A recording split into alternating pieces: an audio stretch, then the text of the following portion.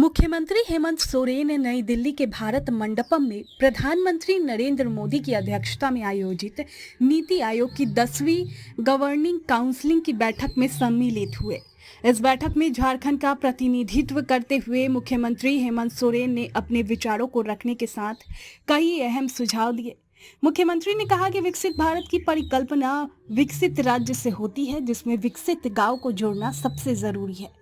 विकसित भारत की मूल परिकल्पना का केंद्र बिंदु गरीबी उन्मूलन, महिला सशक्तिकरण, युवा कौशल, किसानों के विकास, पूर्ण शिक्षा, आर्थिक आधारभूत संरचना एवं तकनीकी विकास के क्षेत्र में सतत विकास है, जिसके लिए हमारी सरकार लगातार कार्य कर रही है।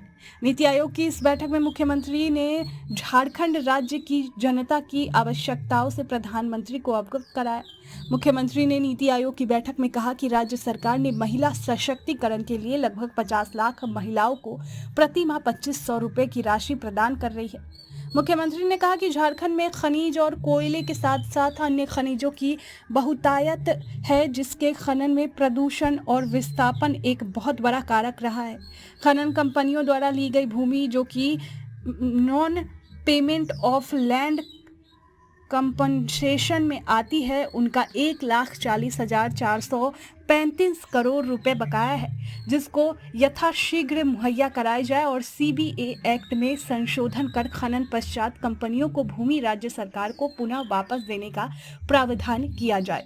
मुख्यमंत्री ने कहा कि राज्य में रेल परिचालन विस्तृत की जाए और कंपनियों के सीएसआर फंड और डीएमएफटी फंड को राज्य सरकार की प्राथमिकताओं में समाहित किया जाए।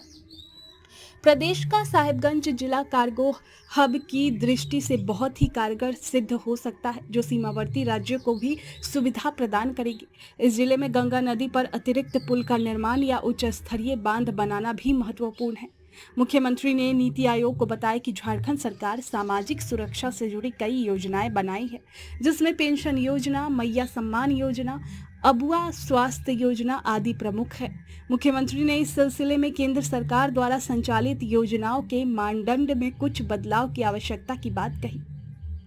मुख्यमंत्री ने कहा कि उग्रवाद की समस्या से निवारण के लिए सीएपीएफ की प्रतिनियुक्ति से संबंधित प्रतिधारण शुल्क राज्य सरकार द्वारा वहन किया जा रहा है, जिसे सरकारी संघवाद के सिद्धांत के तहत पूर्ण रूप से खत्म करने की आवश्यकता है। नक्सल समस्या पर प्रकाश देते हुए मुख्यमंत्री ने कहा कि वर्ष 2014 में राज्य के 16 जिले इससे प्रभावित थे, जो कि अब 2 जिले पश्चिमी सिंहभूम एवं लातेहार तक सिमट गया है। मुख्यमंत्री ने कहा कि कोविड जैसी महामारी में विषम परिस्थिति उत्पन्न हुई, जिससे प्रदेश के मजदूर राज्य के बाहर काम करने गए थे, उनको सहायता राज्य सरकार से प्रदान कराई गई। हाल ही में कैमरून में फंसे मजदूरों को राज्य सरकार ने अपने व्यय से वापस बुलाया। मुख्यमंत्री ने कहा कि वैसे मजदूर को किसी दूसरे देश में काम करना चाहते हैं, उनको वीजा सुरक्षा और व्यय में केंद्र सरकार की भागीदारी सुनिश्चित होनी चाहिए।